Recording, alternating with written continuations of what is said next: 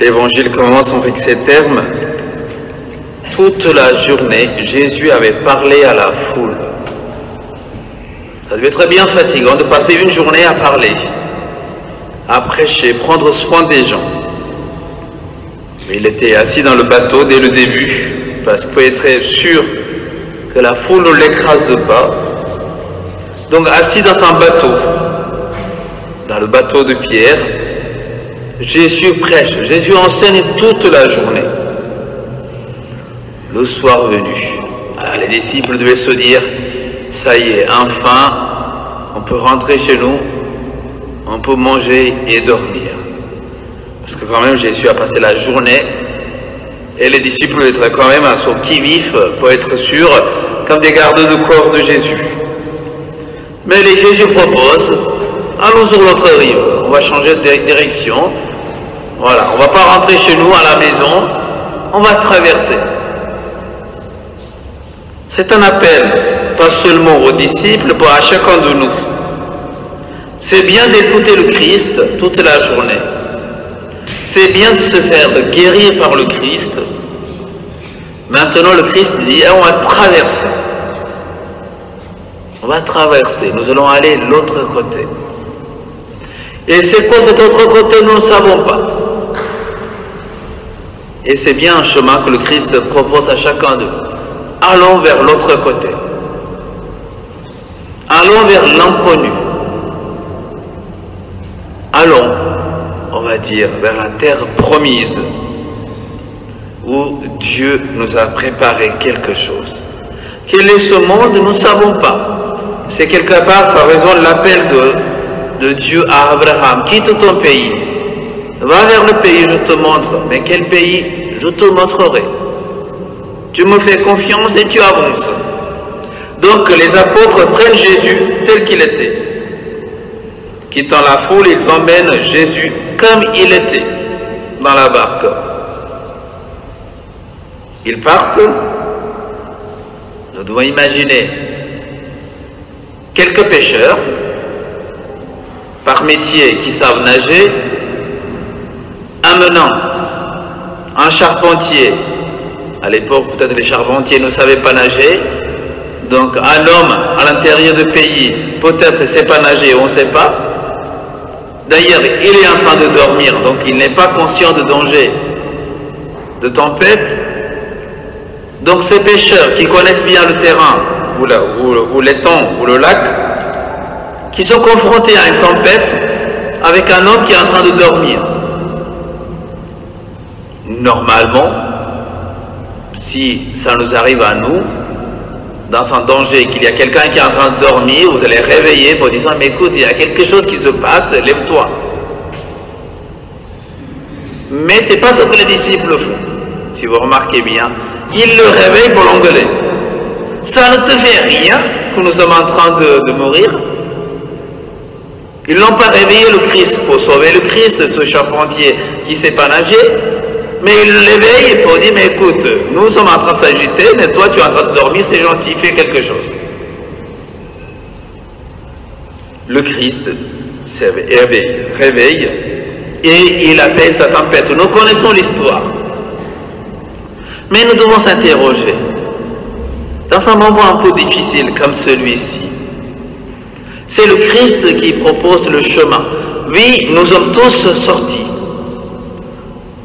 comme croyants. Nous nous sommes dit, ok, le Christ nous propose un chemin, il nous fait un appel, passons à l'autre côté. C'est un appel qui est adressé à chacun de nous.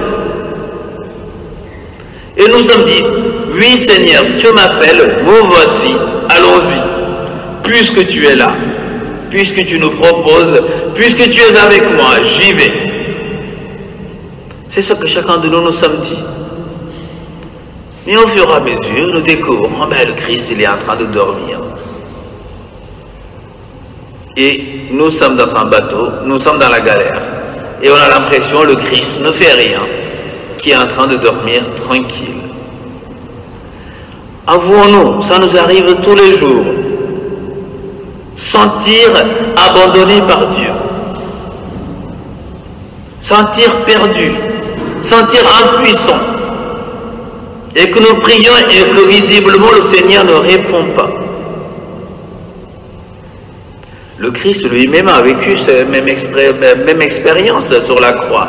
Mon Dieu, pourquoi m'as-tu abandonné? Le Christ a vécu la même expérience en voulant assumer sur lui-même tous nos désespoirs. Désespoir des disciples de Christ. Seigneur, ça te fait rien que nous périssons. Et parfois nous crions le même désespoir, l'impression, le Seigneur ne répond pas. Mais pourtant ce que nous savons, il est dans le même bateau. Imaginez-vous quand même, c'est les disciples qui est en train de dire au Sauveur du monde, c'est lui qui est descendu du ciel sur la terre pour nous sauver et nous disons, nous sommes en train de perdre et tu fais rien. C'est le Sauveur qui est accusé disant, tu fais rien. Si en cela le Christ dit, pourquoi avez-vous si peur? Pourquoi vous n'avez pas confiance en moi? Je suis avec vous. Peut-être je suis en train de dormir, mais le Dieu ne dort pas, comme dira notre endroit. Le Dieu d'Israël ne dort pas, ni ne sommeille pas. Oui, le Seigneur, dans son humanité, il est fatigué, il dort, mais il continue de veiller sur nous. Et peut-être, cette démarche de foi que Jésus demande des apôtres, il y a un moment, il faut arrêter de se soucier de soi-même et il faut occuper de Christ. Dans cet endroit-là, ce que les apôtres étaient appelés à faire, c'est appeler à sauver le Christ et non pas sauver eux-mêmes. Ils s'étaient appelés à prendre soin de ce charpentier fatigué, épuisé de la journée de travail et qui n'arrive même pas à se rendre compte du danger qu'il lui présente. Eh bien, parfois, oui, nous sommes appelés à sauver le Christ, bien sûr, pas le Christ Dieu.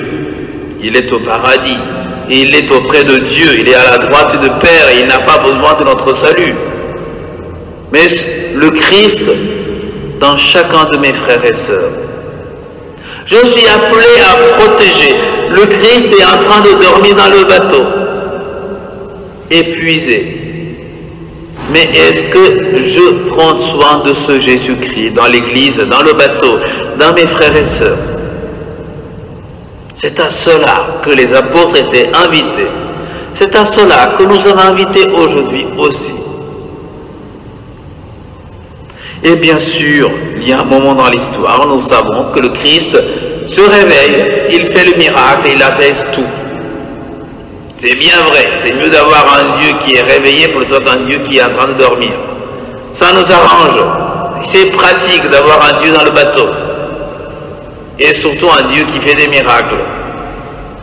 Et il le fait, le Christ. Dans notre vie, il continue de faire des miracles. Il continue d'apaiser les tempêtes de notre vie. Mais nous savons très bien, les tempêtes extérieures, trop faciles à apaiser. Mais la tempête intérieure, c'est beaucoup plus difficile. La tempête extérieure, trop facile, le Christ dit, tais-toi, et ça arrive. Comme il dit, le vent tomba, et il se fait un grand calme. Mais imaginons combien de fois dans la journée le Christ dit à notre cœur, tais-toi. Et ça ne se produit pas, hein, c'est difficile à apaiser notre cœur. Et parfois le Christ dit tous les jours, tout le temps, tais-toi, sois paisible, je suis avec toi, je suis dans le même bateau que toi, je suis ton Dieu, je suis présent, n'aie pas peur. Combien de fois le Christ continue de dire dans notre cœur, silence, je suis avec toi, confiance. C'était l'évangile d'ailleurs de ce jour de samedi. Pourquoi tu as de soucis dans ta vie? Parce que je suis ton Dieu qui habille les fleurs du champ et qui nourrit les oiseaux du ciel.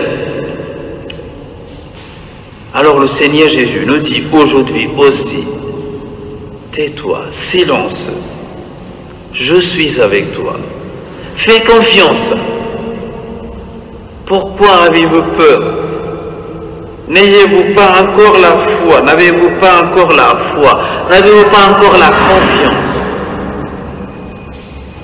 Alors aujourd'hui, demandons cette grâce de confiance. Comme dit le psaume, « Seigneur, mon cœur est paisible comme un enfant, tout contre sa mère. Mon âme est silencieuse et paisible. » Alors demandons cette grâce, quand nous arriverons ce soir, à la fin de notre journée, disons-nous, Seigneur, je peux dormir en paix, parce que je sais que tu es là.